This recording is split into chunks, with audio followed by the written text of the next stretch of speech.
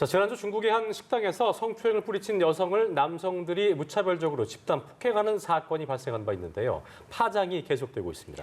네, 베이징 연결해서 소식 들어보겠습니다. 임광빈 특파원. 네, 베이징입니다.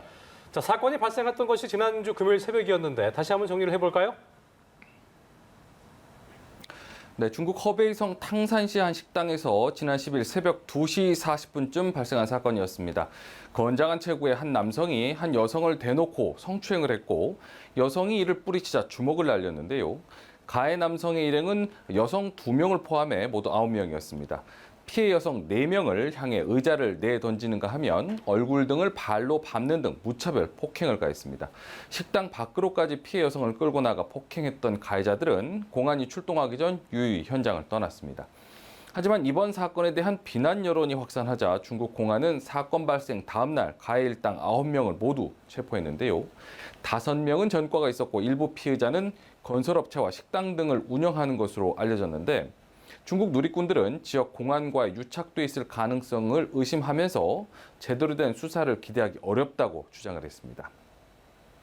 네, 그래서 이제 SNS에서는 비슷한 폭행 피해를 입었지만 제대로 된 법적 구제를 받지 못했다는 피해 호소가 잇따르고 있다고요.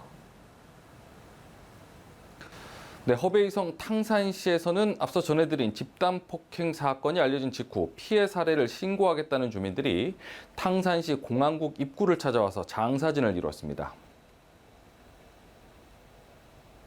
这家伙来了，看看多少人呢？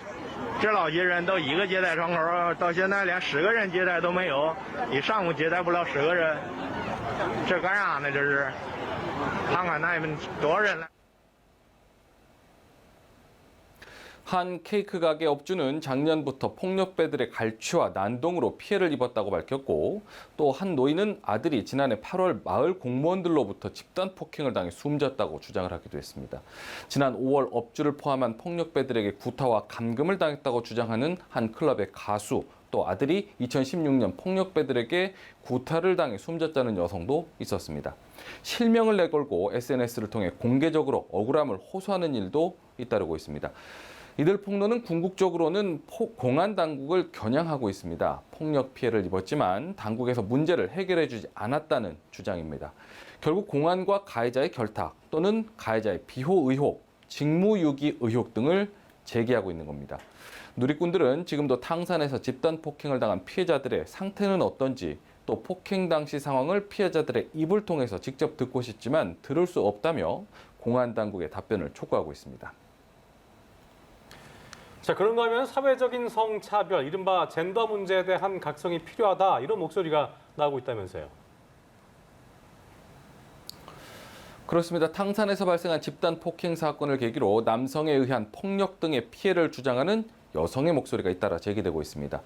최근 광둥성 선전시의 한 여성이 사내 성추행을 고발한 일, 또 대학교 내 여학생 욕실 불법 촬영 사건 등이 잇따라 온라인을 통해 알려졌습니다. 상하이의 한 대학에서 여성의 음료에 남성이 약물로 의심되는 물질을 넣은 일도 있었는데 공안 당국은 사건을 신속하게 처리를 했고 학교 측에서도 해당 학생을 제적 처분했습니다.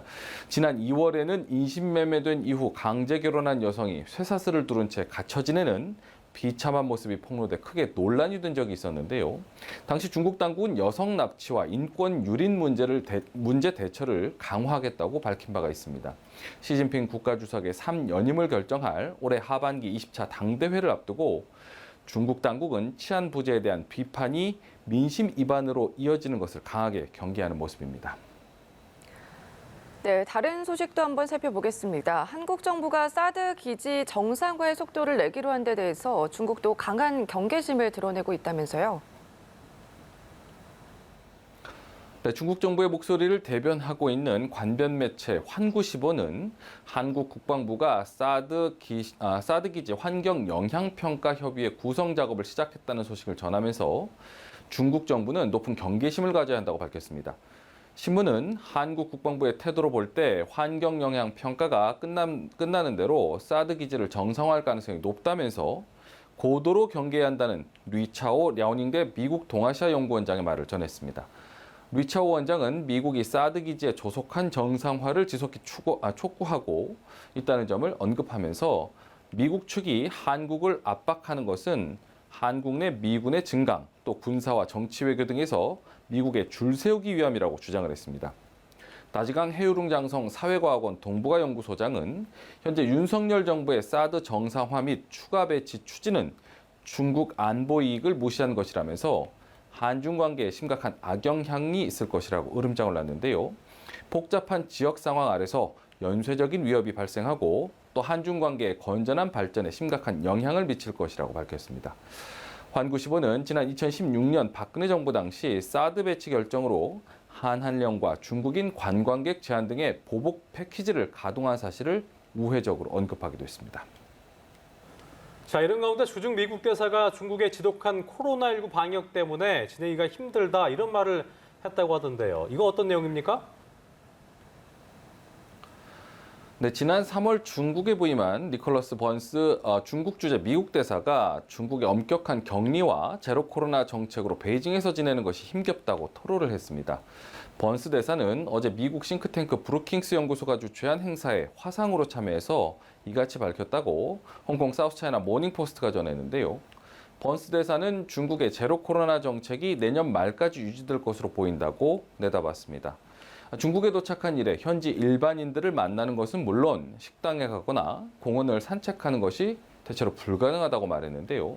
그간 미국 대사관이 정례 행사로 진행해온 학생과 기업인 또 정치 지도자들을 만나왔지만 대부분 중단됐다고 밝혔습니다. 최근 클럽발 집단 감염이 발생한 베이징의 확산세는 진정이 되는 모습인데요. 클럽발 누적 감염자는 360명으로 집계가 된 상황입니다. 대부분 시내 한 클럽을 방문했거나 방문자와 밀접 접촉한 이들로 전해졌습니다. 베이징시 당국은 현재 코로나19 상황을 고려해 초중고교 등교 수업 재개를 잠정 연기한다고 밝혔는데요. 감염자가 집중된 차오양구에서는 코로나19 PCR 전수검사가 이어지고 있습니다. 확산세가 안정세에 접어든 것과 달리 엄격한 방역 정책 기조는 계속되고 있습니다. 지금까지 베이징에서 소식 전해드렸습니다.